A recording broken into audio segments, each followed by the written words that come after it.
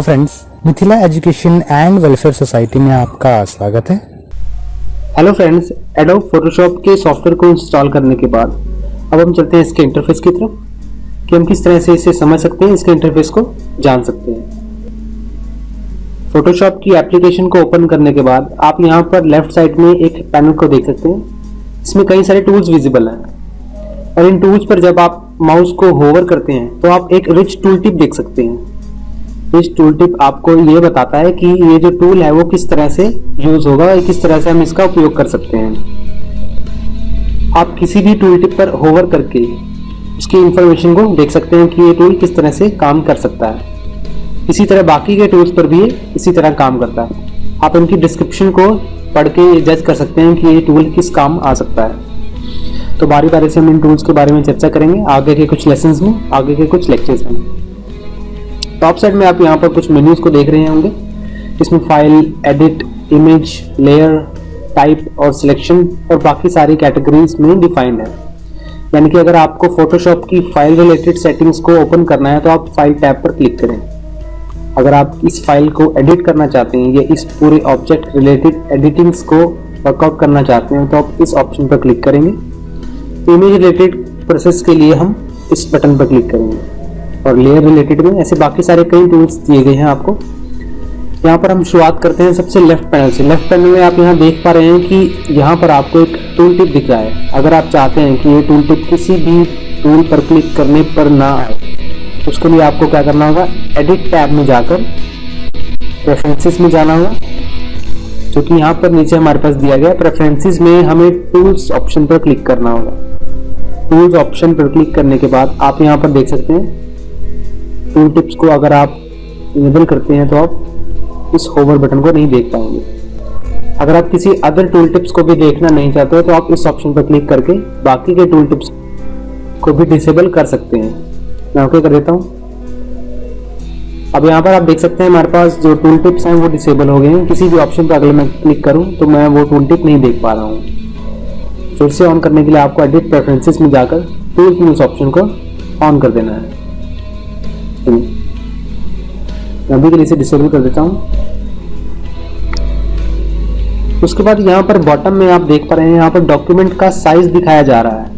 अगर आप size related settings नहीं चाहते या किसी ऑब्जेक्ट रिलेटेड सेटिंग्स को चेंज करना चाहते हैं, जैसे कि आप यहाँ पर साइज में देखना चाहते हैं, डॉक्यूमेंट की प्रोफाइल देखना चाहते हैं कि किस प्रोफाइल का है, आप उसे यहाँ पर देख पाएंगे। और इसी तरह इसके डायमेंशंस कि इस डॉक्यूमेंट की डायमेंशन क्या है आप उसको भी यहाँ पर देख पाएंगे। और यहाँ पर और इस ऑप्शन पर अगर आप लेफ्ट क्लिक करके रखें, लेफ्ट क्लिक होल्ड करके रखें तो आप उस रिलेटेड सेटिंग्स को और भी डिस्क्रिप्शन में देख पाएंगे। अगर आप ये देखना चाहते हैं कि इस पूरी फाइल में कितनी लेयर्स हैं तो आप लेयर काउंट के ऑप्शन पर क्लिक करके उस लेयर को भी जज कर सकते हैं। मैं अभी के लिए साइजेस पर डिफॉल्ट जो कि हमें दिया गया था मैं उसे ही क्लिक कर देता हूँ।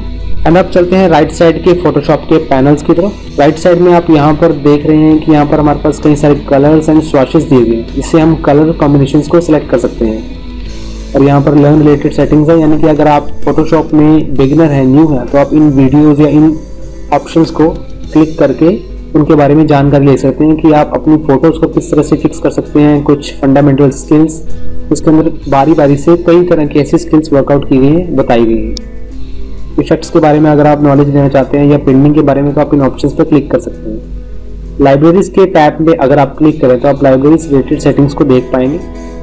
इसके अंदर आप कई सारे फॉन्ट रिलेटेड सेटिंग्स, कई सारी वीडियोस या कई सारे टूल्स को भी देख पाएंगे कि आप उसे किस तरह से यूज कर सकते हैं। इसके बाद एडजस्टमेंट्स में आप किसी भी इमेज के ब्राइटनेस को चेंज कर सकते हैं, उसे मैनेज कर सकते हैं, उसके लेवल्स को, कर्व्स एंड और भी बाकी सारी सेटिंग्स हैं जो कि फोटोज रिलेटेड है।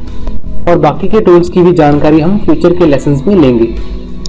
इसके बाद आप यहाँ पर नीचे देख पा रहे हैं कि हमारे पास कुछ और भी ऑप्शन दिए गए हैं। इसमें लेयर, चैनल और पाथ रिलेटेड सेटिंग है। मैं इसे ड्रैग कर लेता हूँ ताकि मैं इसे ओपन कर सकूँ एक नई सेक्शन में।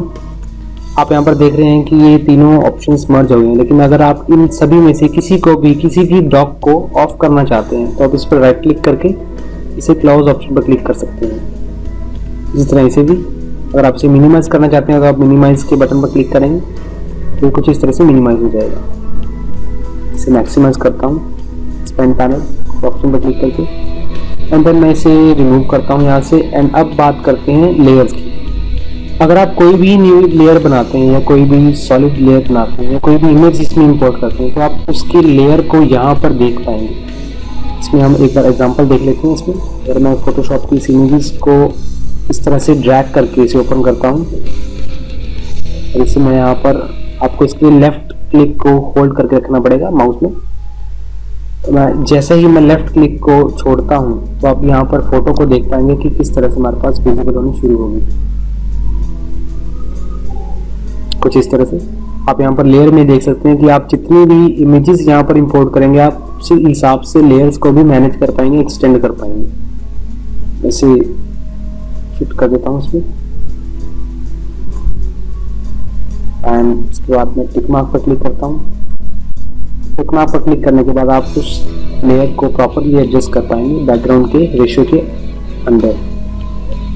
उसके बाद चलते हैं हम फोटोशॉप की कलर स्कीम की तरफ कि आप किस तरह से इसके इंटरफेस के कलर को चेंज कर सकते हैं। इसके लिए हमें एडिट टैब में जाना होगा। एडिट टैब में जाने के बाद प्रेफरेंसेस में इंटरफेस के ऑप्शन पर क्लिक करेंगे। इंटरफेस में आप इंटरफेस रिलेटेड सेटिंग्स को चेंज कर सकते हैं, यानी कि अगर आप चाहते हैं कि इसका कलर कुछ लाइटर हो तो आप इस ऑप्शन पर क्लिक करें। अगर आप और भी ज़्यादा लाइट चाहते हैं तो आप इस ऑप्शन पर क्लिक कर सकते हैं। और डार्कर मोड के लिए आपको डार्कर मोड सेलेक्ट करना पड़ेगा, डार्कर ऑप्शन को। लेकिन मैं यहाँ पर सेकंड नंबर पर हमारे पास डार्क मॉड्यूल सिलेक्टेड है यहाँ पर मेरे पास। इसके बाद हमारे पास highlight colour by default selected है। डिफॉल्ट यानी कि ग्रे कलर सिलेक्टेड है। आप यहाँ पर टूल्स में इसके बैक एंड में एक लाइन देख रहे हैं, ये बैकग्राउंड देख रहे हैं जो कि ग्रे कलर का है, कुछ इस तरह से, जो कि यहाँ पे भी विजिबल है। जो इमेज लेयर है इसमें, मैं इसको एक बार आपको चेंज कर दिखाता हूँ, आप इसे प्रॉपरली देख पाएंगे स्क्रीन पर देखने के बाद। अगर मैं इसे ब्लू सेलेक्ट करता हूँ तो आप यहाँ पर बैकग्राउंड के इस कलर को चेंज होता देख पाएंगे। आप इनमें से बैकग्राउंड हाईलाइट को कुछ इस तरह से सिलेक्ट कर पाएंगे।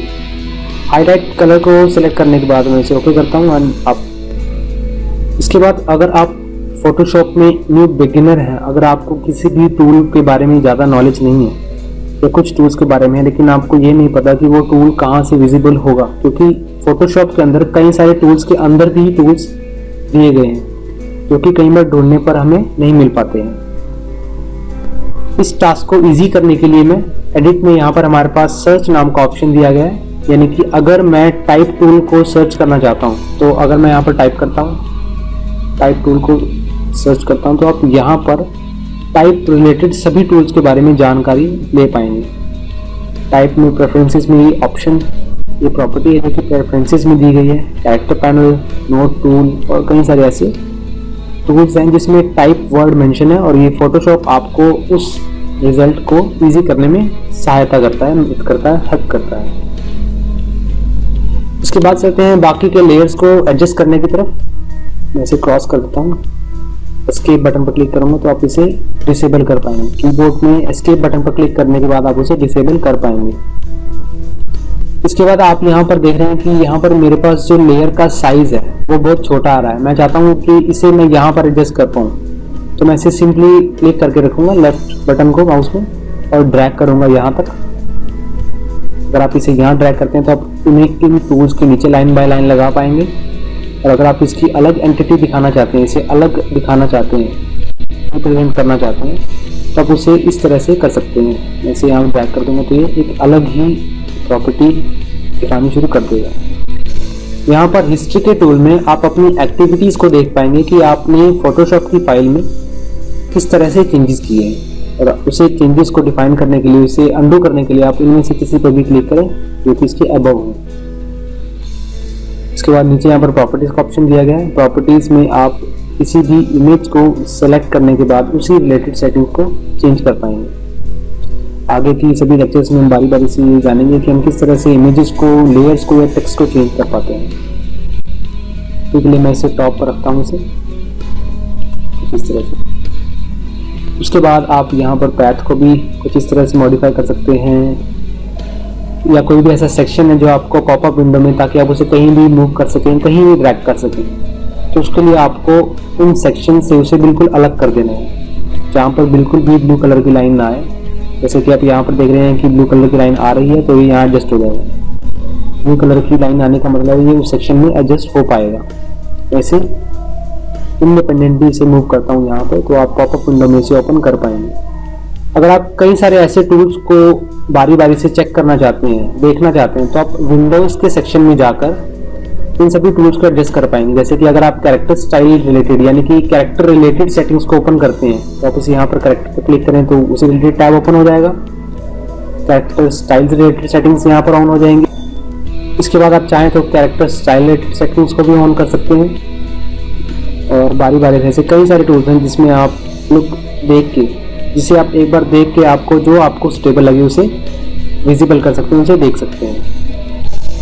इसके बाद अगर आपने इन सभी पैनल्स को अपने हिसाब से एडजस्ट किया है, लेकिन आप चाहते थे कि पहले वाला जो आपका इंटरफेस था वो ज़्यादा बेटर था, और अब आप अपने इंटरफेस को रीसेट करना चाहते हैं कि जो चीज़ बाय डिफ़ॉल्ट जहाँ थी वो वहाँ पर हो जाए, वो वहाँ पर आ जाए बाय डिफ़ॉल्ट। जैसे कि आप यहाँ पर पैथ रिलेटेड सेटिंग्स हैं जो कि पहले यहाँ पर इस सेक्शन में थी, उसे दिखाना चाहते हैं, तो आप मैं उसे बाय मूव ऐसे मूव ना करके उसे रीसेट भी कर सकता हूँ इस पूरे इंटरफेस को, जो जहाँ पर पहले था वो वैसे ही हो जाएगा। इसके लिए आप टॉप राइट साइड में यहाँ पर एक बटन देख रहे हैं, मैं इसे क्लिक करता हूँ और रीसेट एसेंशियल्स के बटन पर क्लिक करता हूँ, तो मेरे पास एसेंशियल यानी कि जितने भी मेरे पास ये सेक्शंस हैं ये रीसेट हो जाएंगे।